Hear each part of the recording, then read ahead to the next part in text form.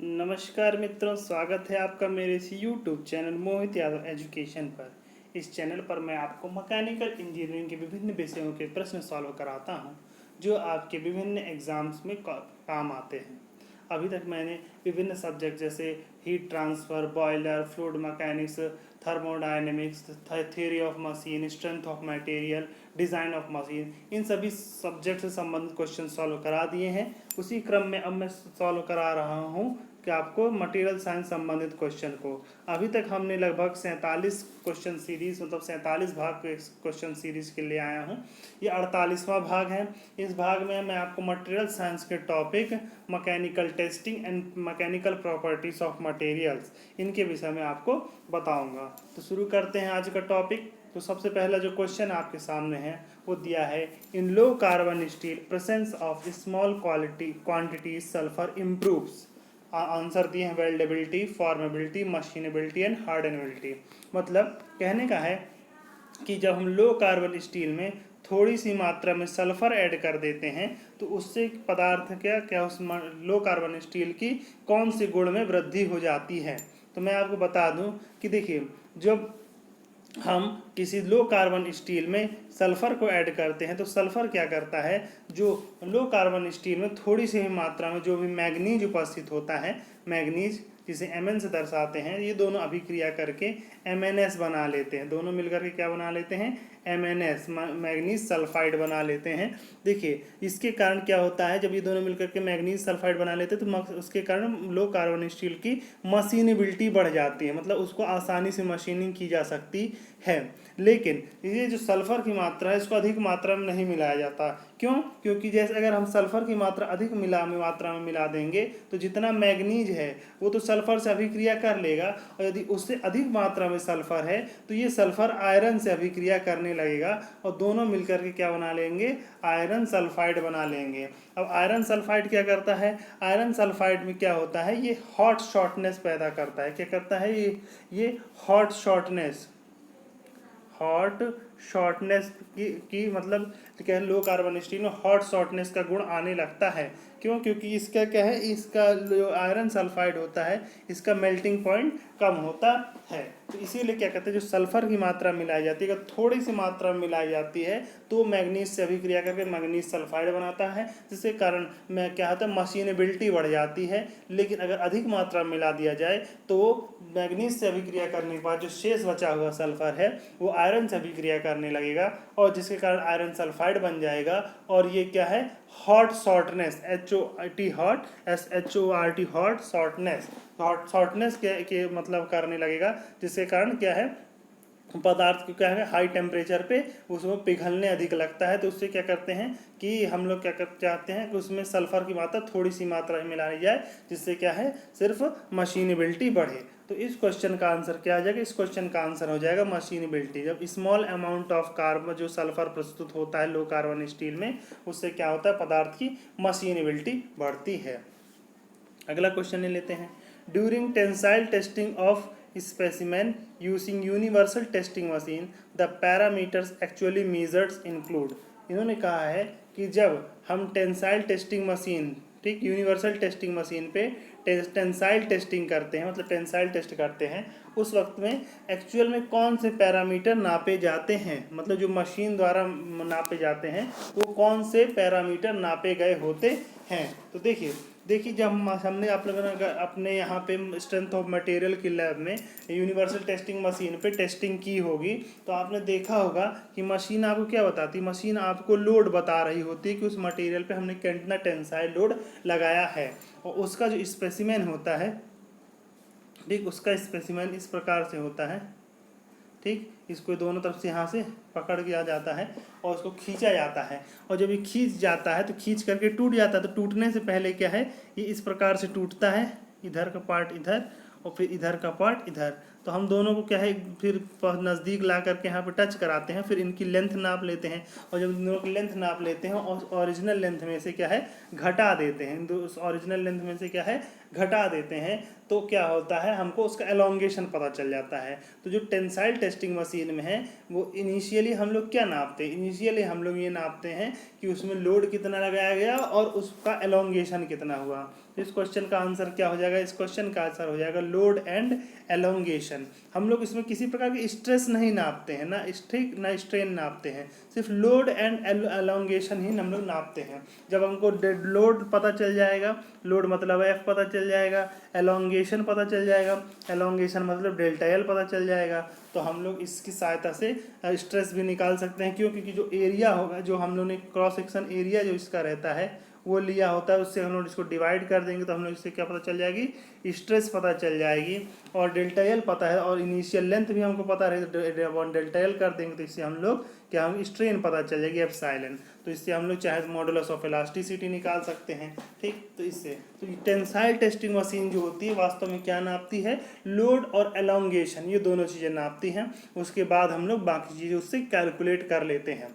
अब देखिए एक और क्वेश्चन होता है कि मान लीजिए हम लोग जब टेंसाइल टेस्टिंग कर रहे होते हैं उस वक्त तो इनिशियल में इसका एरिया मान लीजिए ए है, ए आई इसका इनिशियल एरिया है, लेकिन जब हम उसकी टेंसाइल टेस्टिंग करेंगे तो धीरे धीरे इसका डायमीटर क्या है?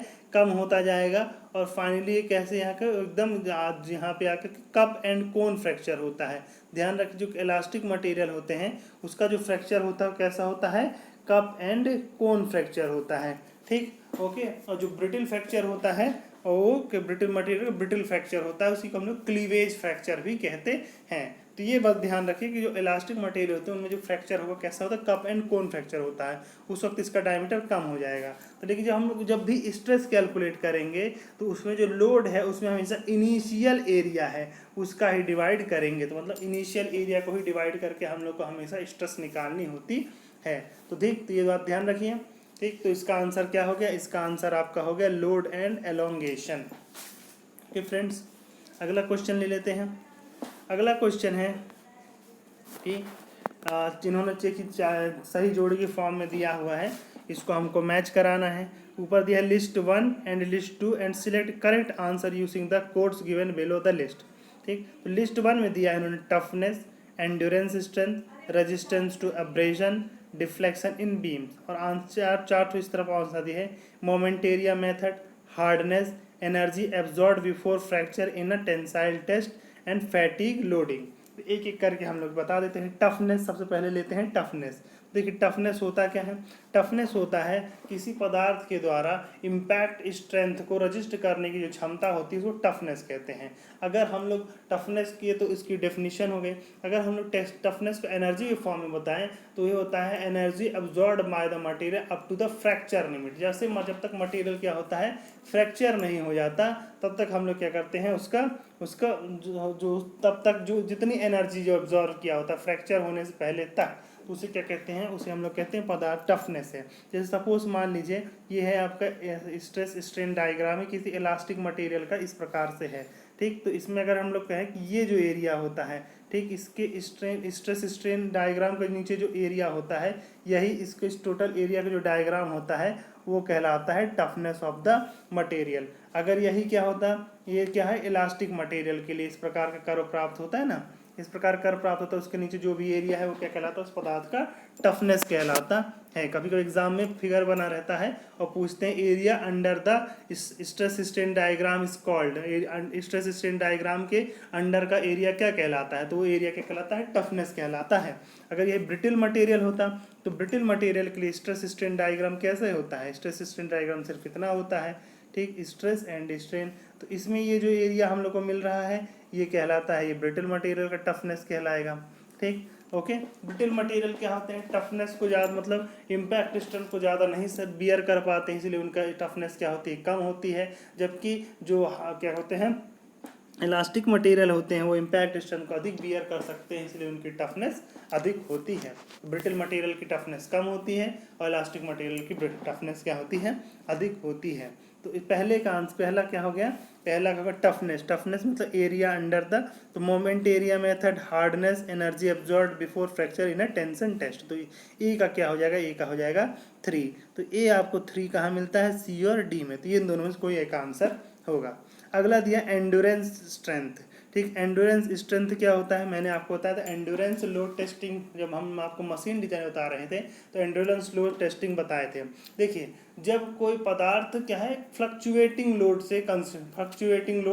से मतलब किसी पदार्थ फ्लक्चुएटिंग लोड लग रहा होता है, मतलब जो फ्लक्च उसका जो है कोई लोड है, उसका एक मैग्नीट्यूड है, साथ में उसकी क्या है एक फ्रीक्वेंसी भी है, मतलब एम्पलीट्यूड भी है, साथ में उसकी कोई फ्रीक्वेंसी है। तो अगर हम लोग क्या है लोड की वैल्यू क्या है लगातार घट बढ़ रही होती है, तो उस प्रकार के लोड को क्या कहते हैं, इसको हम लोग फ्लक्चुएटिंग लोड कहते हैं। तो इस कंडीशन में जो लो होता है, वो जो फेलर होता है उसको कहते हैं फैटीग फेलर कहते हैं। क्या कहते हैं उसे? फैटीग फेलर कहा जाता है। फैटीग मतलब होता है थकावट। यदि किसी व्यक्ति से अलग अलग एक ही का काम मतलब अलग अलग तरीके का काम कराया जाए तो आदमी जल्दी थक जाता है, जबकि एक ही तरीके का काम कराया जाए तो अधिक समय तक कर सकता है। तो फैटीग फेलर मतलब जब किसी मटेरियल पे क्या है फ्लक्चुएटिंग लोड लग रहा हो, मतलब अलग अलग तरीके लोड जो है कंटिन्यूसली चेंज हो रहा होता है, तो उसे क्या कहते हैं हम लोग फैटीग फेलर कहते हैं। ठीक, फैटीग फेलर को टेस्ट करने के लिए हम लोग क्या करते हैं, इसके लिए एंड्योरेंस टेस्ट किया जाता है। क्या किया जाता है? एंड्योरेंस टेस्टिंग की जाती है। अब एंड्योरेंस टेस्टिंग क्या की जाती है? एंड्योरेंस टेस्टिंग में एक प्रकार का इस प्रकार का ये मटेरियल होता है, इसको दोनों तरीके से किसी साफ्ट प्लेट के साथ फिक्स कर दिया जाता है और इस पर एक लोड इस प्रकार से लटका दिया जाता है, और ये जो स्पेसिमेन है इसको मोटर की सहायता से घुमाया जाता है। इसको तब तक घुमाया जाता है जब तक ये स्पेसिमेन फेल नहीं टूट करके फेल नहीं हो जाता।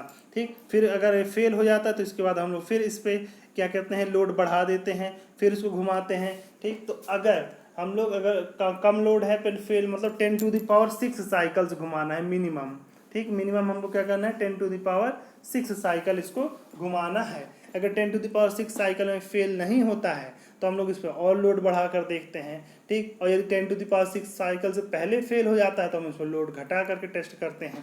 ठीक, तो ये प्रोसेस तब तक किया जाता है अब जब तक इतना उस लोड का वैल्यू ज्ञात की, उस मैक्सिमम लोड की वैल्यू ज्ञात की जाती है जो 10⁶ साइकिल को फील करने के बाद भी पदार्थ टूटता नहीं है, मतलब maximum load that can be sustained bye the material even after 10⁶ cycle, मतलब 10⁶ साइकिल लोड को भी बियर कर सकता है अगर स्पेसिमेन। तो वो जो स्ट्रेंथ आती है उसको कहा जाता है एंड्योरेंस लिमिट कहा जाता है। उसे क्या कहा जाता है? Endurance limit. ये बहुत ही इंपॉर्टेंट क्वेश्चन है, अक्सर एग्जाम में पूछ लिया जाता है। For endurance limit the material should sustain up to what cycle, मतलब किस साइकिल तक मटेरियल को सस्टेन करना चाहिए, तो 10⁶ साइकिल तक। तो एंड्योरेंस टेस्ट किस लिए होता है? फैटीग टेस्टिंग के लिए। तो एंड्योरेंस स्ट्रेंथ के लिए क्या हो जाएगा? Fatigue testing. तो बी के लिए क्या हो जाएगा? 4। तो हमने इन दोनों चूज किया था, तो बी के लिए 4 दोनों में, तो इन दोनों में फिर भी कोई आंसर हो सकता है। आगे रेजिस्टेंस टू अब्रेजन। ठीक, तीसरा कहा रेजिस्टेंस टू अब्रेजन, उसके लिए देखिए हो जाएगा हार्डनेस। हार्डनेस होता क्या है? हार्डनेस होता है रेजिस्टेंस टू अब्रेजन, मतलब किसी प्रकार के उसमें घिसाव ना हो। ठीक, पेनिट्रेशन, किसी प्रकार को उसमें पेनिट्रेट ना, कुछ भी चीज़ उसमें पेनिट्रेट ना हो। और दूसरा इंडेंटेशन, किसी प्रकार को उसमें इंडेंटेशन ना हो। ठीक, तो क्या कहते हैं हार्डनेस? क्या hardness is the property of material by virtue of it resist abrasion, penetration and indentation. इन तीनों को क्या करता है? वो रजिस्ट करता है।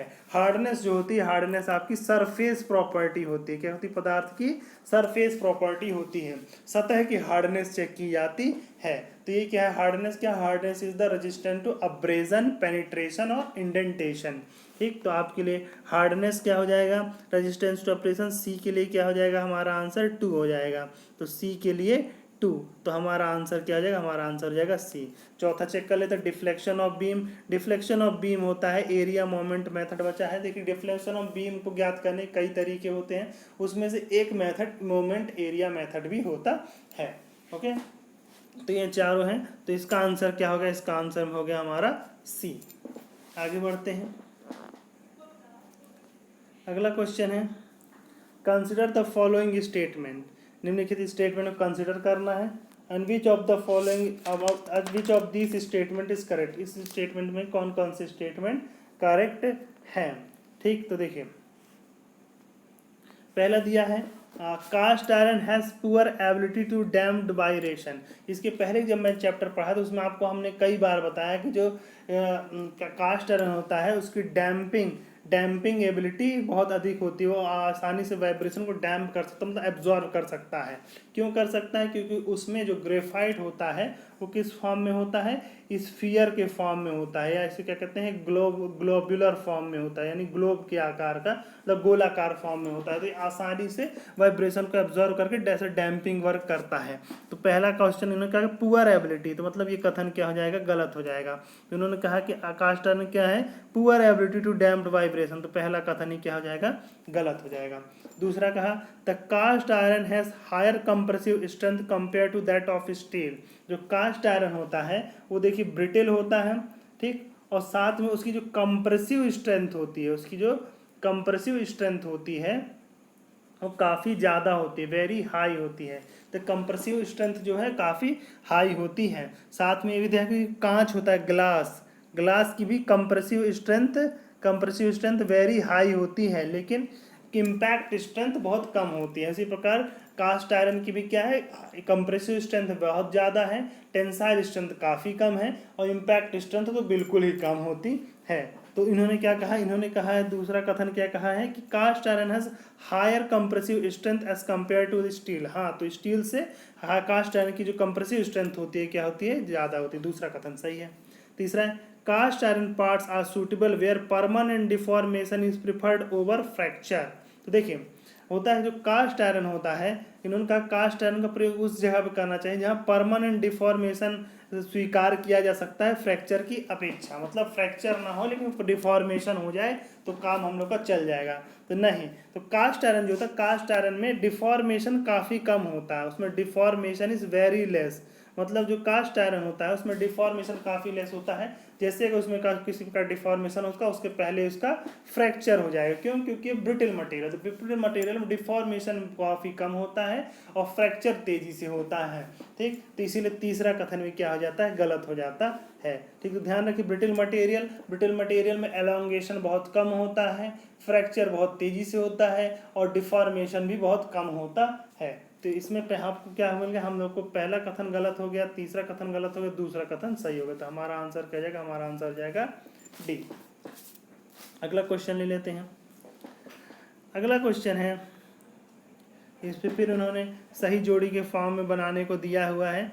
इसमें दिया लिस्ट 1 एलिमेंट दिया है, लिस्ट 2 क्रिस्टल स्ट्रक्चर के बारे में दिया है। तो इसके आधार पे इनको सही जोड़ी हम लोग को बनानी है। तो देखिए मैंने आपको जब इसी मटेरियल साइंस के चैप्टर्स को क्वेश्चन सॉल्व करा रहा था, तो मैंने उसमें लगभग आपको सभी स्ट्रक्चर के कौन कौन से मटेरियल कौन सा स्ट्रक्चर होता है लगभग बता दिया था। तो इन्होंने सभी का पूछा है। सबसे पहले उन्होंने ऊपर दिया है A alpha iron, copper, zinc and glass, और उसके जो स्ट्रक्चर दिया है, पहला दिया है hexagonal closed packed structure, body centred cubic, amorphous और फेस सेंटर्ड क्यूबिक। तो ए दिया हुआ अल्फा आयरन। तो मैंने आपको बताया था अल्फा आयरन का स्ट्रक्चर क्या होता है, अल्फा आयरन का जो स्ट्रक्चर होता है वो क्या होता है, BCC बॉडी सेंटर्ड क्यूबिक होता है। तो ए का क्या हो जाएगा, ए का आंसर हो जाएगा 2। तो A2 किस में है, यहाँ आपको ए में है और सी में है, तो इन दोनों में से कोई आंसर हो जाएगा। दूसरा दिया है कॉपर, तो कॉपर का स्ट्रक्चर क्या होता है मैंने आपको बताया, तो कॉपर का स्ट्रक्चर क्या होता है, FCC होता है, फेस सेंटर्ड क्यूबिक। तो बी के लिए क्या हो जाएगा, बी के लिए हो जाएगा फेस सेंटर्ड क्यूबिक मतलब 4। तो बी के लिए क्या ले लेंगे हम लोग, 4 ले लेंगे। तो ए में तो बी का 4 दिया नहीं है, इसी में बी का 4 दिया, तो हमारा आंसर क्या हो जाएगा, हमारा आंसर सी हो जाएगा। बाकी हम लोग चेक कर लेते हैं।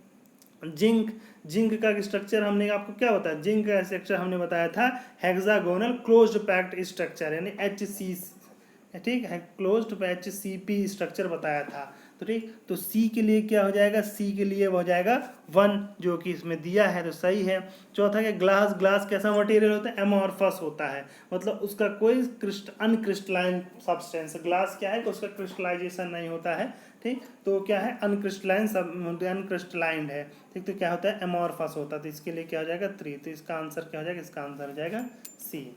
ओके फ्रेंड्स, अगला क्वेश्चन ले लेते हैं। अगला क्वेश्चन है vibration damping in machinery is best achieved by means of base structure made of which of the following material, ठीक। इन्होंने पूछा है कि वाइब्रेशन को डैम्प करने के लिए जो मशीन होती है उसका जो हमको बेस स्ट्रक्चर बनाना है, जो ग्राउंड का स्ट्रक्चर जिस पर मशीन को रखा जाएगा, उसको बनाने के लिए हमको किस मटेरियल का इस्तेमाल करना चाहिए। तो मैंने आपको बताया था कि वाइब्रेशन एब्जॉर्व करने के लिए, वाइब्रेशन के स्ट्रो एब्जॉर्व करने के लिए क्या होता है, कास्ट आयरन क्या है, बेस्ट मटेरियल है, ठीक। तो कास्ट आयरन बेस्ट मटेरियल है। अब देखिए क्यों, क्योंकि उसमें ग्रेफाइट पाया जाता है और वो नोडुलर फॉर्म में होता है, सॉरी वो क्या होता है फॉर्म में होता है, स्फेरॉइडल फॉर्म में होता है, इसीलिए वो आसानी से वाइब्रेशन को अब्जॉर्व कर लेता है। अब देखिए यहाँ पे आंसर क्या कहती है, लो कार्बन स्टील, जिसमें कार्बन की मात्रा काफ़ी कम होती है। फिर नोडुलर आयरन, इसमें भी कार्बन की मात्रा कम होती है। व्हाइट कास्ट आयरन में कार्बन की मात्रा कम होती है। सबसे अधिक कार्बन की मात्रा क्या में होती है, ग्रे कास्ट आयरन में होती है। यद्यपि देखिए अगर वाइब्रेशन एब्जॉर्व करने की बात करें तो आपका nodular iron, white cast iron और ग्रे कास्ट आयरन तीनों ही वाइब्रेशन एब्जॉर्व करने में सक्षम होंगे, लेकिन बेस्ट इन्होंने पूछा है। कौन सा पूछा है इन्होंने, बेस्ट। तो बेस्ट क्या होगा, ग्रे कास्ट आयरन। क्यों, क्योंकि ये इसमें क्या है कि ग्रेफाइट की मात्रा सबसे अधिक होगी, और जब जिसमें ग्रेफाइट की मात्रा सबसे अधिक होगी वो वाइब्रेशन को एब्जॉर्व करने में उतना ही अधिक सक्षम होगा। तो इसका आंसर क्या हो जाता है, इसका आंसर हो जाता है grey cast iron. Okay friends, तो इसका आंसर क्या हो जाएगा, इसका आंसर हो जाएगा ग्रे कास्ट आयरन। अगला क्वेश्चन ले लेते हैं। देखिए इस सवाल में क्या है, सवाल में आपको ये तो याद रहेगा कि कास्ट आयरन, लेकिन जब लिख दिया व्हाइट कास्ट आयरन और ग्रे कास्ट आयरन दोनों लिख दिया तो आपको, और नोडुलर, सिर्फ नोडुलर के आयरन है, नोडुलर कास्ट आयरन भी लिख सकता था। तो आप दो, अगर आपको देखिए ग्रे कास्ट आयरन और व्हाइट कास्ट आयरन में दिया हो तब भी आपको ग्रे कास्ट आयरन चुनना है, नोडुलर आयरन और ग्रे कास्ट आयरन दिया तब भी आपको ग्रे कास्ट आयरन चुनना है, और नोडुलर कास्ट आयरन और स्फेरॉइडल कास्ट आयरन भी दिया है तब आपको स्फेरॉइडल कास्ट आयरन चुनना है। तो इसका आंसर क्या है, इसका आंसर है ग्रे कास्ट आयरन। अगला क्वेश्चन है, what is the phenomena of progressive extension of material that is strain increasing with the time at a constant load. मतलब इन्होंने कहा है कि उस फिनोमिना को क्या कहते हैं जिसमें मटेरियल का जो एक्सटेंशन है वो लगातार बढ़ता जाता है, जबकि लोड क्या है, कांस्टेंट रहता है विथ द टाइम, समय के साथ। ठीक, मतलब कोई पदार्थ है जिसमें हम लोग सिर्फ लोड कांस्टेंट रख दें फिर भी उसमें लगातार डिफॉर्मेशन होता जाता है समय के साथ, तो ये फिनोमिना क्या कहलाता है, तो ये फिनोमिना कहलाता है क्रीप कहलाता है। ये फिनोमिना क्या कहलाता है, क्रीप कहलाता है। इसमें क्या होता है, कोई भी मटेरियल यदि हम उस पर क्या है एक कांस्टेंट लोड रखते हैं तो समय के साथ उसमें धीरे धीरे धीरे धीरे उसका डिफ्लेक्शन बढ़ता चला जाता है, मतलब उसमें कांस्ट क्या है, प्रोग्रेसिव एक्सटेंशन होता है। तो इस प्रोसेस क्या कहते हैं, किसे कहते हैं, क्रीप कहा जाता है। ये उदाहरण के लिए जो हम लोग को पुल होते हैं, ठीक, पुल का क्या होता है, उसके पूरा पुल का एक स्ट्रक्चर है जो उस पर रखा हुआ है। ठीक, तो अगर हम लोग उसके ऊपर चलने वाले ट्रक के जो लोड है और पुल के लोड के कंपैरिजन में लगभग निगलेक्टेड है, तो उसके इफेक्ट को हम निग्लेजिबल मान लें तो उसको सेल्फ लोड के कारण समय के साथ पुल में धीरे धीरे डिफॉर्मेशन होना शुरू हो जाता है, और जब अपने लगभग 0.01% डिफॉर्मेशन हो जाता है, अगर हो जाता है किसी पुल में, ठीक, किसी पुल के स्ट्रक्चर में, तो उसी समय उस पुल को बंद कर दिया जाता है। तो ये क्या है, क्रीप कहलाता है। मतलब किसी पदार्थ का डिफॉर्मेशन समय के साथ एट कांस्टेंट लोड क्या कहलाता है, क्रीप लोड कहलाता है। इस क्रीपिंग की देखिए 3 कंडीशंस होती हैं। एक होती है प्राइमरी क्रीपिंग, जिसमें क्या है क्रीप बहुत फास्ट होता है, ठीक, समय के साथ क्या होता है, अगर हम लोग प्राइमरी क्रीपिंग मतलब उसमें क्या है, ये जो डिफॉर्मेशन है, डिफॉर्मेशन एप्साइलन या डेल्टा एल से दर्शाइए और टाइम इस पर ले लें, तो शुरू में क्या है डेल्टा एल ज़्यादा होता है, फिर वो क्या है लगभग स्टेबल हो जाता है, फिर उसके बाद अपने अंतिम समय फिर उसका डिफॉर्मेशन तेज़ी से होने लगता है। तो ये जो कहलाता है 3 भाग। तो फर्स्ट भाग जिसमें डिफॉर्मेशन रेट अधिक था इसको कहा जाता है प्राइमरी भाग, और जिसमें कांस्टेंट था इसको कहा जाता है सेकेंडरी भाग, और इसको क्या कहा जाता है टर्सरी भाग। तो यदि आपसे पूछा जाए कि डिफॉर्मेशन रेट क्रीप कर्व में कहाँ अधिक होती है, तो प्राइमरी और टर्सरी भाग में अधिक होती है। तो इसका आंसर क्या हो जाएगा, इसका आंसर हो जाएगा क्रीपिंग सी। अगला क्वेश्चन ले लेते हैं, which of the following is correct, निम्नलिखित में से कौन सा कथन सत्य है। Malleability is the property by which a metal of alloy can be plastically deformed by applying। Malleability मतलब पदार्थ की वह प्रॉपर्टी है जिसमें पदार्थ को प्लास्टिकली डिफॉर्म किया जाता है। प्लास्टिकली डिफॉर्म करने का मतलब है, इलास्टिक डिफॉर्म करने का मतलब है कि अगर हम लोग डिफॉर्म करेंगे तो फिर से अपनी पूर्व अवस्था में आ जाएगी, और प्लास्टिकली डिफॉर्म करने का मतलब है कि उसमें जो डिफॉर्मेशन हो जाएगा वो उसमें परमानेंट हो जाएगा, वो फिर से उसी अवस्था में वापस नहीं आएगी, तो इसको प्लास्टिक डिफॉर्म कहते हैं। तो मैलेबिलिटी में इसको हिंदी में कहते हैं आघात वर्धनीयता, मतलब प्रहार की सहायता से किसी धातु को चादरों के रूप में परिवर्तित कर देना। ठीक, उस क्या कहते हैं, उसे क्या कहते हैं, उसे हम कहते हैं मेलेबिलिटी या आघातवर्धनीयता, मतलब मेटल्स को मेटल शीट में कन्वर्ट करना क्या कहलाता है, मेलेबिलिटी कहलाता है। तो उन्होंने पूछा इस समय हम लोड कौन सा लगाते हैं, तो देखिए ये क्या है, मेटल है, इस पे क्या हम लोग हथौड़े से पीटते हैं, तो इसमें क्या है, कौन सा लोड लग रहा होगा, इसमें लग रहा होगा आपको कंप्रेसिव स्ट्रेस। कौन सा स्ट्रेस लगे, कंप्रेसिव स्ट्रेस, तो इसका आंसर क्या हो जाएगा, कंप्रेसिव स्ट्रेस। ठीक, देखिए टेंसाइल स्ट्रेस, टेंसाइल स्ट्रेस अगर हम लोग दोनों तरफ से खींच रहे होते तब क्या लगता है, टेंसाइल स्ट्रेस लगता है। बेंडिंग स्ट्रेस, बेंडिंग स्ट्रेस तब लगता है जब हम इसमें किसी प्रकार का मोमेंट लग रहा होता, जो मोमेंट बनाता था। ठीक, शियर स्ट्रेस कब होता है, शियर स्ट्रेस जब इसमें शियर लोड लग रहा होता तब होता। ठीक, लेकिन यहाँ पर कैसा लोड लग रहा है, कंप्रेसिव स्ट्रेस, तो इसमें क्या आंसर हो जाएगा, इसका आंसर हो जाएगा कंप्रेसिव स्ट्रेस। तो क्या हम लोग क्या कह सकते हैं कि हम लोग कह सकते हैं कि malleability is the property by which a metal और alloy can be plastically deformed by applying compressive stress. तो इसका आंसर क्या है, कंप्रेसिव स्ट्रेस। अगला क्वेश्चन है the hardness of lathe bed material should be measured by. ठीक, तो इन्होंने कहा है the hardness of lathe bed material should be measured, मतलब लेथ की जो बेड है उसकी हार्डनेस किस प्रकार से नापी जाती है। देखिए इसमें दिए 4 आंसर दिए हुए हैं आपको, दिया रॉकवेल टेस्टर, ब्रेनल हार्डनेस टेस्टर, सोर स्केलेरोस्कोप और विकर हार्डनेस टेस्टर। देखिए ये टेस्टिंग मतलब हार्डनेस टेस्ट करने की अलग अलग क्या है, अलग अलग मेथड है। तो इन सभी मेथड के बारे में मैं आपको बता देता हूँ क्योंकि बहुत ही इंपॉर्टेंट है ये हार्डनेस टेस्टिंग, क्योंकि इससे कई बार क्वेश्चंस आते हैं और ये क्वेश्चंस क्या है, कन्फ्यूज़न के कारण हम लोग सॉल्व नहीं कर पाते हैं। तो मैं एक एक करके आपको सारे टेस्टिंग के बारे में बता देता हूँ। ठीक, तो सबसे पहला जो हार्डनेस टेस्टिंग होता है, हार्डनेस होता क्या है, hardness is the property of material by virtue of which it resist abrasion, penetration and indentation. कोई पदार्थ की जो सतह है वो अब्रेजन मतलब किसी प्रकार के घिसाव, इंडेंटेशन किसी प्रकार का उसमें कुछ लिखने के लिए, ठीक, पेनिट्रेशन किसी चीज़ को उसमें अगर लोग वो पेनिट्रेट कर रहे हैं तो उन सबको जो रजिस्ट करते हैं वो क्या कहलाती है, हार्डनेस कहलाती है। तो देखिए सबसे पहले मैं आपको बता देता हूँ विकर्स हार्डनेस टेस्ट। ठीक, विकर्स हार्डनेस टेस्टर के बारे में बता देता हूँ। ठीक, विकर हार्डनेस टेस्ट क्या होता है, इसमें डायमंड पिरामिड का प्रयोग किया जाता है। किसका प्रयोग किया जाता है, डायमंड पिरामिड। ये याद कर लीजिए कि किस हार्डनेस टेस्टिंग में हम लोग किस चीज़ का प्रयोग करते हैं, तो उसी को बहुत इंपॉर्टेंट होता है क्योंकि सर एग्जाम पूछा जाता है कि विकर हार्डनेस टेस्टिंग में हम लोग क्या यूज़ करते हैं, तो इसमें हम लोग डायमंड पिरामिड का प्रयोग करते हैं। किसका प्रयोग करते हैं, डायमंड पिरामिड का। तो डायमंड पिरामिड जो होता है वो इस प्रकार से होता है, डायमंड पिरामिड, ये अगर हम लोग इसका ये वाला एंगल देखें तो ये होता है 136 डिग्री का होता है। ठीक, और अगर हम इसका टॉप व्यू देखें तो इस प्रकार से, तो ये इस प्रकार से इसका टॉप व्यू देखने को मिलता है। ठीक, तो इसमें हम लोग अगर टेस्टिंग करेंगे तो अगर हम क्या होता है किसी मटेरियल में पेनिट्रेट हो जाएगा, तो जब पेनिट्रेट हो जाएगा, जैसे मान लीजिए हमने पेनिट्रेट किया तो इस स्थिति को पेनिट्रेट किया, तो जब हम इसका फिगर बनाएंगे टॉप व्यू तो कुछ इस प्रकार का फिगर इसका इस पिरामिड का प्राप्त होगा टॉप व्यू। तो इस टॉप व्यू में ठीक देखिए स्क्वायर पिरामिड होता है, ये कैसा पिरामिड होता है, डायमंड का स्क्वायर पिरामिड होता है। तो ये लगभग इस प्रकार से स्क्वायर प्राप्त होगा पेनिट्रेट होने के बाद, क्योंकि उसका टॉप व्यू। तो इसमें ये जो प्राप्त होगा, इसमें ये क्या कहलाएगा, इसका डायगोनल प्राप्त होगा। तो इसमें विकर्स हार्डनेस नंबर क्या होगा, तो इसमें जो विकर्स हार्डनेस नंबर होगा, विकर्स हार्डनेस नंबर VHN जिसे कहते हैं, ये इक्वल टू होता है 1.854 P डिवाइडेड बाय D1 का स्क्वायर।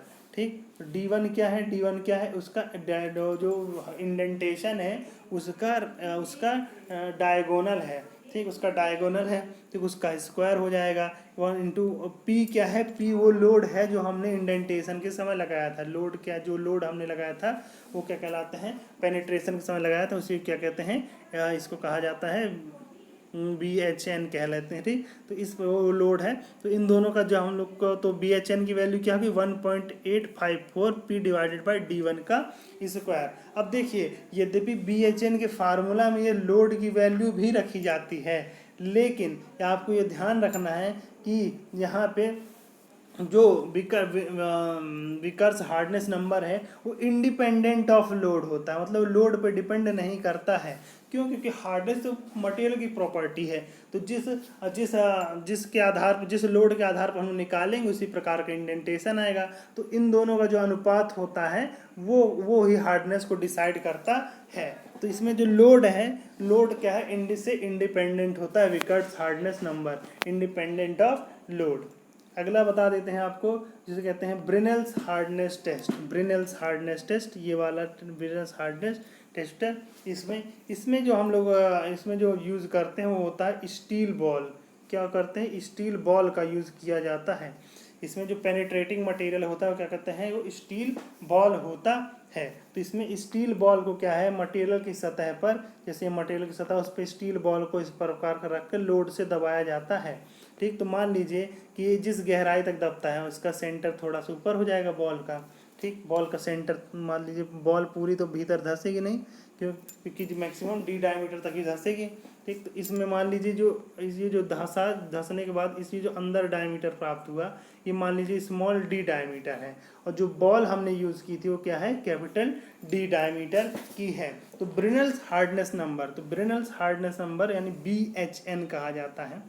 इसका जो फार्मूला होता है ये इक्वल टू होता है P divided by pi capital D by 2 into D capital D minus under root capital D का स्क्वायर माइनस स्मॉल d का स्क्वायर और ब्रैकेट ये क्लोज। ठीक, तो ये इस फार्मूले की सहायता से हम लोग ब्रिनल हार्डनेस टेस्ट का ब्रिनल्स हार्डनेस नंबर निकाल सकते हैं। तो ब्रिनल्स हार्डनेस टेस्ट में क्या यूज़ किया जाएगा, ब्रिनल्स हार्डनेस टेस्ट में यूज़ किया जाएगा ball, B for Brinell's hardness test, B for ball. अगला जो हार्डनेस टेस्ट होता है वो बताने जा रहे हैं, वो है आपका Rockwell hardness test. Rockwell test है।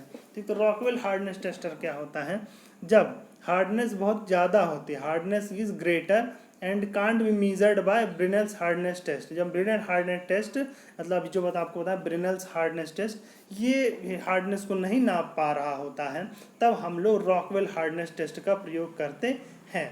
ठीक, ये उसी प्रकार नापा जाता है जिस प्रकार से ब्रिनल्स हार्डनेस टेस्ट नापा जाता है, बस अंतर ये होता है कि इसमें जो इंडेंटर होता है वो कोन होता है। वो क्या होता है, कोन इंडेंटर होता है, जिसका एंगल कितना होता है, 120 डिग्री। ठीक, इस प्रकार का कोन इंडेंटर होता है जिसका ये वाला एंगल क्या होता है, 120 डिग्री। 120 डिग्री का एक कोन इंडेंटर का प्रयोग किया जाता है। इसमें क्या कहते हैं, रॉकवेल हार्डनेस टेस्ट में इसमें जो स्केल होती है, कई स्केल्स में यूज़ किया जाता है, जो A से लेकर के H तक हो सकती हैं। A scale, B scale, C scale, D scale, ठीक, E F G H। ठीक, I और J नहीं होता है, उसके अलावा एक K स्केल होती है, मतलब A to H होगी या फिर K स्केल होती है। ठीक, लेकिन नॉर्मली जो हम लोग यूज़ की जाती है स्केल, वो B और C स्केल का सबसे अधिक उपयोग किया जाता है। तो ये होता है आपका रॉकवेल हार्डनेस टेस्ट। इसके अलावा एक और हार्डनेस टेस्ट होता है जिसका नाम होता है नूप hardness test, KNOOP, नूप hardness test. कौन सा, नूप हार्डनेस टेस्ट। तो नूप हार्डनेस टेस्ट का प्रयोग किया जाता है जो एक्सट्रीमली थिन है, एक्सट्रीमली थिन, बहुत पतली जो मेटल प्लेट है, एक्सट्रीमली थिन मेटल प्लेट्स के लिए हम लोग क्या करते हैं, नूप हार्डनेस टेस्ट का प्रयोग किया जाता है। इसमें क्या होता है, जैसे विकर्स हार्डनेस टेस्ट में डायमंड पिरामिड होता है, तो इसमें भी डायमंड पिरामिड ही होता है। मतलब विकर्स हार्डनेस टेस्ट और नूप हार्डनेस टेस्ट में जो इंडेंटर होते हैं दोनों ही क्या होते हैं, डायमंड पिरामिड से होते हैं। इसके अलावा एक और ये हो गए 4 प्रकार के हार्डनेस टेस्ट मैंने आपको बता दिए। अभी जो एक हार्डनेस टेस्ट बच गया वो हो जाता है सोर स्क्लेरोस्कोप। ठीक, देखिए कभी कभी क्या है, कभी हमको बहुत सॉफ्ट मटेरियल की हार्डनेस ज्ञात करनी होती है, वेरी सॉफ्ट मटेरियल। अगर मटेरियल बहुत अधिक सॉफ्ट है तब हम लोग कि उसकी हार्डनेस नापने के लिए क्या, कौन सा मटेरियल यूज़ करते हैं, शोर स्क्लेरोस्कोप का यूज़ करते हैं। या कभी कभी हमको ऐसे मटेरियल की हार्डनेस प्राप्त करनी होती है जिसको हार्डनेस टेस्टर के नीचे नहीं लाया जा सकता। ठीक, मतलब हार्डनेस टेस्ट तक उसको लेके नहीं जा सकता, जैसे बहुत बड़ा मटेरियल है उसको हम लोग हार्डनेस टेस्टिंग मशीन के नीचे नहीं रख सकते हैं। तो ऐसी कंडीशन में भी सोर स्क्लेरोस्कोप हार्डनेस टेस्टिंग का प्रयोग किया जाता है। ठीक। तो इसमें क्या कहते हैं कि ये इंडेंटेशन मेथड को यूज़ नहीं करता। अभी तक जितने हमने बताया उसमें क्या है, कोई ना कोई पदार्थ उस मटेरियल की सतह में इंडेंट कर रहा होता है। इसमें इंडेंटेशन प्रोसेस का प्रयोग न करके रिबाउंड मेथड का प्रयोग किया जाता है। इसमें क्या होता है, एक डायमंड टिप्ड हैमर होता है। Diamond tipped hammer, diamond tipped मतलब एक हैमर इस प्रकार से होता है, ठीक, इस प्रकार से एक हैमर होता है, उसके यहाँ पे डायमंड लगा होता है। इसको क्या कहते हैं, पदार्थ की सतह पे मारा जाता है हल्के से, फिर देखा जाता है कि इसमें मारते ही कितनी दूरी तक ऊपर की ओर उछल जाता है, मतलब कितना रिबाउंड होता है। उसी के आधार पे हम लोग पदार्थ की हार्डनेस की टेस्टिंग करते हैं। ठीक। तो देखिए इन्होंने क्या पूछा है, इन्होंने पूछा है the hardness of the lathe bed material should be measured by. Lathe bed material की हार्डनिंग हम लोग कैसे टेस्ट करेंगे? तो क्या लेथ की बेड को हम लोग हार्डनेस टेस्टर के नीचे नहीं ले जा सकते हैं? तो ऐसी कंडीशन में हम लोग कौन सा यूज करते हैं? सोर स्केलेरोस्कोप यूज करते हैं। तो इसका आंसर क्या आ जाएगा? सोर स्केलेरोस्कोप। मतलब इस प्रकार के मटेरियल जिनको हार्डनेस टेस्टर के नीचे नहीं ले जा सकता, मतलब हार्डनेस टेस्टर तक नहीं ले जा सकता, उसके लिए हम लोग सोर स्केलेरोस्कोप मेथड यूज करते हैं। जिसमें क्या होता है, जिसमें हम लोग क्या यूज करते हैं, इसमें डायमंड टिप्ड पिरामिड का प्रयोग किया जाता है। तो इसका आंसर आपको क्या होगा? सोर स्केलेरोस्कोप हो गया। अगला क्वेश्चन ले लेते हैं। अगला क्वेश्चन है cleavage fracture is a form of. जो क्लीवेज फ्रैक्चर क्या होता है? Cleavage fracture is a form of brittle fracture. ठीक। किस प्रकार का फ्रैक्चर होता है? Brittle fracture. देखिए एक होता है इलास्टिक मटेरियल, दूसरा होता है ब्रिटल मटेरियल। जब इलास्टिक मटेरियल मान लीजिए इस प्रकार से है, और जब इसको हम दोनों तरफ से इस प्रकार टेंसाइल लोड लगाते जाएं तो इसका क्या है, डायमीटर क्या है, कम होता जाएगा। इसका डायमीटर क्या है, कम होता जाएगा। और एक स्थिति आएगी जब दोनों टूट जाएंगे। जब हम दोनों को देखेंगे तो मटेरियल का एक सिरे में क्या होगा, इस प्रकार से होगा, और दूसरा सिरा किस प्रकार से टूटा होगा, दूसरा सिरा इस प्रकार से टूटा होगा। ठीक। एक सिरा कैसे टूटा होगा, एक सिरा इस प्रकार से टूटा होगा, दूसरा सिरा इस प्रकार से टूटा होगा। तो जिसमें इस प्रकार से कप की भांति इससे बन जाता है, इसे कप कहा जाता है। और जिसमें इस प्रकार से कोन बाग बन जाता है, इसे कोन कहा जाता है। तो ये जो फ्रैक्चर हो जाता है इसको कहा जाता है कप एंड कोन फ्रैक्चर। इसे क्या कहा जाता है? कप एंड कोन फ्रैक्चर कहा जाता है। ठीक। ओके। तो इस प्रकार तो जो इलास्टिक मटेरियल होते हैं, इलास्टिक मटेरियल, डक्टाइल मटेरियल, उसमें जो फ्रैक्चर होता है वो कैसा होता है? वो कप एंड कोन फ्रैक्चर होता है। लेकिन जब ब्रिटल फ्रैक्चर की आप बात करें, कोई ब्रिटल मटेरियल है उसको अगर हम लोग दोनों तरफ से खींचेंगे तो उसमें क्या है, इस प्रकार से शियर फ्रैक्चर हो जाता है। इस प्रकार से क्या है, वो शियर हो जाता है। तो इसको क्या कहा जाता है? शियर फ्रैक्चर कहा जाता है। ठीक। इसके अलावा एक और तरीके का फ्रैक्चर हो सकता है, जैसे मान लीजिए कोई ब्रिटल मटेरियल है, उसमें किसी बीच में क्या है, इस प्रकार से क्रैक है। तो जैसे हम लोग इसको दोनों तरफ से खींचेंगे तो क्रैक प्रोपोगेट होकर पूरी तरह से बेहतर तक टूट जाएगा। तो इस प्रकार का फेलियर क्या कहा जाता है? इसको फेलियर क्लीवेज फ्रैक्चर कहा जाता है। तो क्लीवेज फ्रैक्चर किस प्रकार का फ्रैक्चर है? इसको ब्रिटल फ्रैक्चर है। क्या कहते हैं? ब्रिटल फ्रैक्चर होता है। देख, दो ऊंची खाइयों के मध्य में जो स्थान होता है उसको क्लीवेज कहा जाता है। ठीक। तो इसको क्या कहा जाता है? इसके आधार पर क्लीवेज फ्रैक्चर, ब्रिटल फ्रैक्चर किस प्रकार फ्रैक्चर है? ब्रिटल फ्रैक्चर है। क्लीवेज फ्रैक्चर किस प्रकार का फ्रैक्चर है? ब्रिटल फ्रैक्चर है। ठीक। अगला क्वेश्चन ले लेते हैं। अगला क्वेश्चन इन्होंने पूछा है कि during tensile testing it has been observed that for some material the deformation is fully recoverable and time independent but does not obey Hooke's law.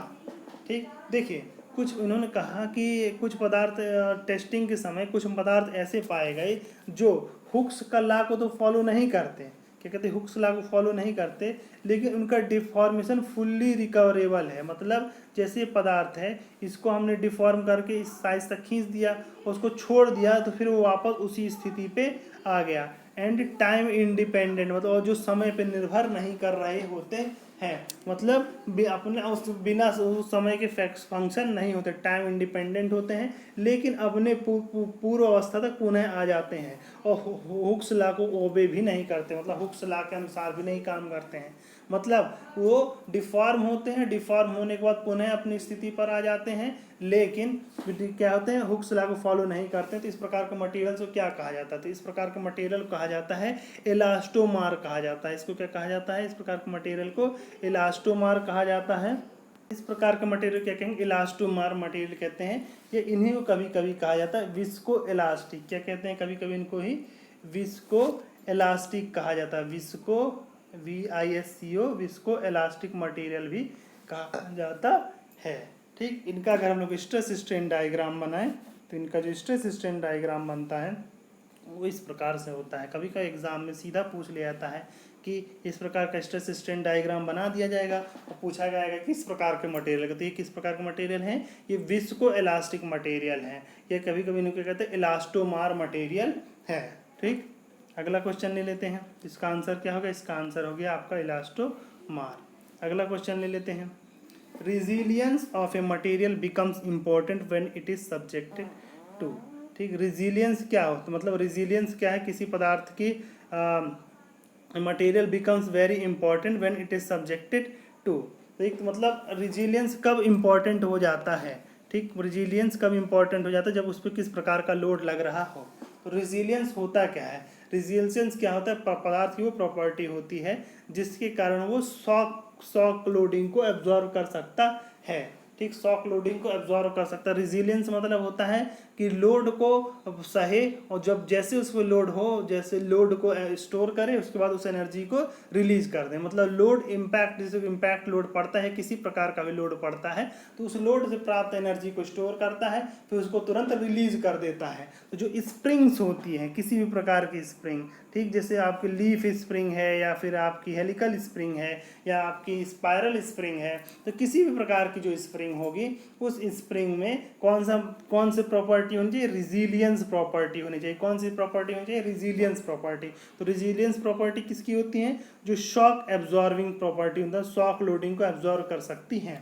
ठीक, तो इसका आंसर क्या हो जाएगा, इसका आंसर आपका हो जाएगा शॉक लोडिंग। किस प्रकार की लोडिंग के लिए, शॉक लोडिंग। तो resilience of a material becomes very important when it is subjected to shock loading, when it is subjected to shock loading।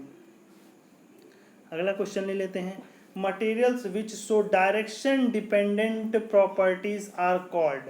इस प्रकार के मटेरियल जो डायरेक्शन डिपेंडेंट प्रॉपर्टी को दर्शाते हैं उन्हें क्या कहा जाता है। तो मैंने आपको बताया था कि देखो पदार्थ को अगर क्या है, उसकी डायरेक्शन क्या है कि ठीक, अगर कोई पदार्थ की अलग अलग डायरेक्शन में प्रॉपर्टीज अलग है, मतलब एक्स डायरेक्शन उसकी प्रॉपर्टीज अलग हैं, वाई डायरेक्शन उसकी प्रॉपर्टीज अलग हैं और जेड डायरेक्शन उसकी प्रॉपर्टीज अलग हैं, तो इस कंडीशन के जो इस प्रकार के मटेरियल होते हैं इसको कहा जाता है एनिसोट्रॉपिक। क्या कहा जाता है, एनिसोट्रॉपिक कहा जाता है। लेकिन अगर पदार्थ इस प्रकार से है कि उसकी तीनों ही डायरेक्शन में जो प्रॉपर्टीज है वो सेम है, जो एक्स डायरेक्शन में प्रॉपर्टी है, जो वाई डायरेक्शन में प्रॉपर्टी है, जो जेड डायरेक्शन में प्रॉपर्टी है, वो क्या कहते हैं, एक ही तरीके से है, तो इस प्रकार के मटेरियल क्या कहा जाता है, इस प्रकार का मटेरियल कहा जाता है आइसोट्रॉपिक। क्या कहा जाता है, आइसोट्रॉपिक। ठीक, उदाहरण के लिए मैं आपको बता देता हूँ। ठीक, जैसे आपके पास एक नॉर्मल प्लास्टिक की सीट है, नॉर्मल प्लास्टिक की सीट है, तो आप उसको चाहे इस डायरेक्शन में खींचेंगे चाहे इस डायरेक्शन में खींचेंगे तो उसकी जो टेंसाइल स्ट्रेंथ क्या होगी, सेम होगी। लेकिन अगर आपसे कहें कि एक जो मेटल की सीट है, इस मतलब सॉरी मेटल की सीट है, प्लास्टिक सीट है, उसमें इस प्रकार से बीच में हमने क्या है, धागों का रेनफोर्समेंट कर रखा, मतलब इस प्रकार से धागे इस डायरेक्शन में लगे हुए हैं, तो इसमें क्या करेंगे, अगर आप इस डायरेक्शन में लोड लगाएंगे, खींचेंगे, तो उसको क्या अधिक मात्रा में लोड को सह सके, मतलब उसको अधिक स्ट्रेस डेवलप कर सकेगी। जबकि अगर हम इस डायरेक्शन में करेंगे तो इस डायरेक्शन में तुरंत ही यहाँ से वो फट जाएगी। तो इस डायरेक्शन में क्या है, स्ट्रेंथ को बेयर करने की क्षमता कम हो जाएगी। तो ये क्या है, ये डायरेक्शन पर डिपेंड कर रही है। तो इन्होंने क्वेश्चन पूछा है, इन्होंने क्वेश्चन जो पूछा है, material which show direction dependent property, मतलब डायरेक्शन की प्रॉपर्टी जो होती है वो डायरेक्शन पर डिपेंड करती है, उन्हें क्या कहा जाता है, उन्हें कहा जाता है एनिसोट्रॉपिक। क्या कहा जाता है, एनिसोट्रॉपिक। होम ठीक, आइसोट्रॉपिक किसे कहते हैं, जिनका सभी डायरेक्शन में प्रॉपर्टी सेम हो। विस्को इलास्टिक किसे कहते हैं, मैंने अभी आपको बताया था। इस प्रकार की प्रॉपर्टी पदार्थ जो हुक्स लॉ को ओबे नहीं करते, मतलब हुक्स लॉ के अनुसार नहीं चलते हैं, लेकिन उसमें जो डिफॉर्मेशन होता है वो फुल्ली रिकवर हो सकता है, तो उन्हें हम क्या कहते हैं, उन्हें हम कहते हैं कि ये विस्को इलास्टिक मटेरियल है। उसके अलावा होमोजीनियस मटेरियल, होमोजीनियस मटेरियल क्या कहते हैं, होमोजीनियस मटेरियल इस प्रकार के मटेरियल होते हैं जिनकी प्रॉपर्टी हर पॉइंट पर सेम होती है, सिर्फ डायरेक्शन पर नहीं, हर पॉइंट टू पॉइंट सारी प्रॉपर्टी सेम होती है, उन्हें क्या कहते हैं, होमोजीनियस मटेरियल कहा जाता है। ठीक, अगला क्वेश्चन ले लेते हैं। अगला क्वेश्चन उन्होंने दिया है कि इन्होंने दो सही जोड़ी बनाने के दिया है क्वेश्चन में, सही जोड़ियां बनानी है हम लोग को। और लिस्ट 1 दिया हुआ है इलास्टिसिटी, मेलेबिलिटी, डक्टिलिटी और प्लास्टिसिटी, और लिस्ट 2 में उन सब की डेफिनेशन दी है। तो उस डेफिनेशन के हिसाब से हम लोग मिलाते जाएंगे। ठीक, तो पहला इन्होंने कहा है deform non elastically without fracture. ठीक, मतलब कोई पदार्थ जो है वो नॉन इलास्टिकली मतलब होता है कि जैसे डिफॉर्म होगा फिर से उसी स्थिति में आ जाएगा। ठीक, और नॉन इलास्टिकली मतलब इलास्टिक नहीं है, लेकिन क्या है, अपन जैसे टूटता है तो सॉरी जैसे हम लोग खींचेंगे तो इलास्टिकली डिफॉर्म होता है, लेकिन फ्रैक्चर नहीं होता, लेकिन टूटता नहीं है। मतलब वो उसमें खिंचाव आ जाएगा लेकिन वो टूटेगा नहीं, खिंचाव या फिर उसमें डिफॉर्मेशन आ जाएगा लेकिन टूटेगा नहीं। तो ऐसे पदार्थ को क्या कहते हैं, ऐसी स्थिति को हम लोग क्या कहते हैं, ऐसी स्थिति को कहते हैं हम लोग प्लास्टिसिटी। क्या कहेंगे, प्लास्टिक। ठीक, और ठीक, इसको हम क्या कहेंगे, इसको हम लोग कहेंगे प्लास्टिसिटी। ठीक, तो वर्ड 1 के लिए क्या हो जाएगा, प्लास्टिसिटी। डी के लिए 1, तो डी के लिए 1 कहाँ कहाँ दिया है, बी और डी में दिया हुआ है। अगला क्वेश्चन, अगला दिया undergo plastic deformation under tensile load. मतलब जब हम लोड लगाते हैं तो उसके कारण क्या होता है, वो पूरा प्लास्टिकली डिफॉर्म हो जाता है। प्लास्टिक डिफॉर्म मतलब फिर से अपने अपने प्रारंभिक स्थिति में नहीं आता है ड्यू टू टेंसाइल लोड। जब हम टेंसाइल लोड लगाते हैं और फिर से अपने प्रारंभिक स्थिति में नहीं आता है तो उसे हम क्या कहते हैं, उसे हम कहते हैं, एक मिनट सॉरी, ठीक, इसे हम लोग क्या कहते हैं, इसमें उसे हम कहते हैं जब टेंसाइल लोड लग रहा है और फिर से अपने पूर्व कंडीशन में नहीं आता, इसे हम कहते हैं डक्टिलिटी। डक्टिलिटी जिससे हम की सहायता से हम लोग वायर बनाए जाते हैं, जिसकी सहायता से हम लोग क्या बनाए जाते हैं, वायर बनाए जाते हैं। तो क्या हो जाएगा, 2 के लिए हो जाएगा सी। 2 के लिए सी कहाँ है, 2 के लिए सी है आपका बी और डी में है। ठीक, अभी सॉरी बी और डी में नहीं है, सिर्फ बी में है। तो आंसर हमारा क्या हो जाएगा, लगभग बी हो जाना चाहिए। अगला चेक कर लेते हैं, undergo plastic deformation under compressive load. Compressive load जो हम लोग लगाते हैं प्लास्टिक डिफॉर्मेशन परमानेंट डिफॉर्मेशन। तो ये क्या कहता था, कंप्रेसिव लोड के समय परमानेंट डिफॉर्मेशन का होता है जब मेलेबिलिटी में आता है। तो बी के लिए क्या हो जाना चाहिए, 3 हो जाना चाहिए। तो सॉरी बी के लिए, सॉरी इसमें जो है बी के लिए 3, तो सी और डी में से कोई एक आंसर होगा। ठीक, एक मिनट फिर पहले मैं आपको इसको पूरा मिला देता हूँ फिर आपको बताता हूँ। ठीक, इलास्टिसिटी, तो देखिए दूसरा के लिए क्या हो जाएगा, अंडर टेंसाइल लोड, अंडर को plastic deformation under tensile load. तो डक्टिलिटी डीप सी के लिए क्या हो जाएगा, 2 हो जाएगा। अंडर को plastic deformation under compressive load तो क्या हो जाएगा, मेलेबिलिटी के लिए क्या हो जाएगा, 3 हो जाएगा। आखिर return to original shape by on unloading, unload करने फिर से अपने ओरिजिनल शेप में आ जाता है तो इसको हम क्या कहते हैं, इलास्टिसिटी कहते हैं। तो ये हो जाएगा आपका 4, तो ये हो जाएगा 1। तो आपका आंसर क्या हो जाएगा, 4 3 2 1। तो कहीं पे आपको 4 3 2 1 दिया हुआ है तो डी में दिया हुआ है, तो आंसर हमारा क्या हो जाएगा, आंसर आ जाएगा डी हो जाएगा। ठीक, ओके, तो इसे क्या कहते हैं, इसका आंसर क्या हो जाएगा, डी हो जाएगा। तो ये हमारा आंसर हो जाएगा डी। तो इस प्रकार से हमने सही जोड़ी बना ली। तो ये जो क्वेश्चन थे, ये आपके क्वेश्चन थे material testing and material property से संबंधित क्वेश्चन थे। इसके अलावा इसमें और भी कई चीज़ें आप पढ़ सकते हैं, जैसे आप पढ़ सकते हैं कि हार्डनेस टेस्ट जरूर ध्यान से पूरा पढ़ लीजिएगा क्योंकि हार्डनेस टेस्ट से बहुत ज़्यादा क्वेश्चन इसमें बनते हैं। इसके अलावा अगर आप इम्पैक्ट टेस्टिंग पढ़ें तो इम्पैक्ट टेस्टिंग में आपको बता देता हूँ टफनेस टेस्टिंग या इम्पैक्ट टेस्टिंग क्या होता है। टफनेस टेस्टिंग या इम्पैक्ट टेस्टिंग, टफनेस टेस्टिंग या इम्पैक्ट टेस्टिंग, इम्पैक्ट टेस्टिंग ये बहुत ही इंपॉर्टेंट होता है, इसके क्वेश्चन इसमें नहीं पढ़े हैं इसीलिए। इम्पैक्ट टेस्टिंग, इम्पैक्ट टेस्टिंग मतलब इम्पैक्ट लोड का टेस्टिंग कैसे करते हैं, तो उसके देखिए दो तरीके से कर सकते हैं। एक होता है 4P test, CARPI 4P test, और दूसरा होता है आईजॉड टेस्ट। दूसरा क्या होता है, आईजॉड टेस्ट। ठीक, 4P टेस्ट में क्या करते हैं, 4P टेस्ट में मटेरियल जो होता है दोनों तरफ से फिक्स होता है, दोनों तरफ से क्या होता है, फिक्स होता है। और जो पहले इसमें जो होगा, ठीक, इसमें 4P टेस्ट में इस प्रकार से जो आपका सबसे पहले देखिए जो 4P टेस्ट हो या आईजॉड टेस्ट, उसमें जो भी हमारा स्पेसिमेन बनेगा वो किस प्रकार से बनेगा, इस प्रकार से बनेगा। इसमें एक तरफ हम लोग क्या बना देते हैं, नॉच बना देते हैं, जिससे कारण नॉच सेंसिटिविटी आ जाती है और मटेरियल वहीं से ही फेल होता है। तो 4P टेस्ट में क्या करेंगे, 4P टेस्ट में इसी स्पेसिमेन को दोनों तरफ से फिक्स कर दिया जाता है। तो इसमें जो मटेरियल होता है वो किस प्रकार का व्यवहार करता है, 4P टेस्ट में किस प्रकार, 4P टेस्ट में हमने क्या किया, जो स्पेसिमेन है उसको दोनों तरफ से फिक्स कर दिया और ठीक इस प्रकार, और जो मटेरियल है और जो हम लोग हैमर का जो प्रहार रहेगा वो हैमर का प्रहार इसके मतलब जो नोच है उसके विपरीत डायरेक्शन में होता है, मतलब इस जगह पे आकर के प्रहार करता है और ये मटेरियल दो भागों में टूट जाता है। तो इसमें क्या है, 4P टेस्ट। इसमें जो हम लोग ने मटेरियल को फिक्स किया है वो किस प्रकार से किया है, बिल्ट इन बीम की तरह किया है। किस प्रकार किया है, बिल्ट इन बीम। जिस प्रकार बीम को दोनों तरफ से बिल्ट कर दिया जाए तो बिल्ट इन बीम मतलब बंधी हुई बीम की भांति व्यवहार करता है। 4P टेस्ट का जो स्पेसिमेन कैसा होता है, बिल्ट इन बीम की भांति व्यवहार करता है। इसमें जो हैमर का स्ट्राइक होता है वो किस तरफ होता है, नॉच के अपोजिट डायरेक्शन में होता है।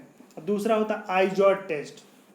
दूसरा क्या होता है, आईजॉड टेस्ट, IZOD, आईजॉड टेस्ट। इसमें क्या होता है, इसमें मटेरियल को इस तरह से किसी एक ही तरह से फिक्स किया जाता है और जो इसमें हैमर होता है वो जिस साइड हमारी नोच होती है, ये नॉच है, नॉच की इसी पॉइंट के, नॉच के जस्ट ऊपर ये स्ट्राइक करता है। इसमें मटेरियल का एक ही तरह से फिक्स है। तो इसमें जो हम लोग का स्पेसिमेन है वो किस प्रकार से व्यवहार करता है, कैंटिलीवर की भांति व्यवहार करता है। किस प्रकार की भांति, कैंटिलीवर की भांति व्यवहार करता है। ठीक, तो आईजॉड टेस्ट। अब देखिए दोनों में क्या अक्सर कंफ्यूजन हो जाता है, मटेरियल किस प्रकार से फिक्स करेंगे। देखिए आई क्या, आईजॉड में आईजॉड में आई है, तो आई क्या होता है, इस प्रकार से खड़ा हुआ रहता है। तो इस प्रकार से हम लोगों ने एक ही तरफ से इसको फिक्स कर दिया, तो इससे आप रख सकते हैं कि आईजॉड टेस्ट का है। तो ये क्या है, ये आपका है बहुत ही इम्पोर्टेंट है, जिसे हम क्या कहते हैं इम्पैक्ट टेस्टिंग कहा जाता है।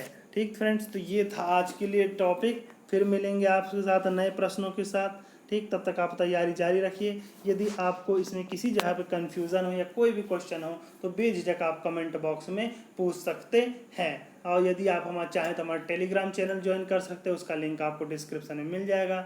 इसके पूर्व के जो 47 वीडियोस हैं उसकी प्लेलिस्ट की लिंक भी आपको डिस्क्रिप्शन में मिल जाएगी।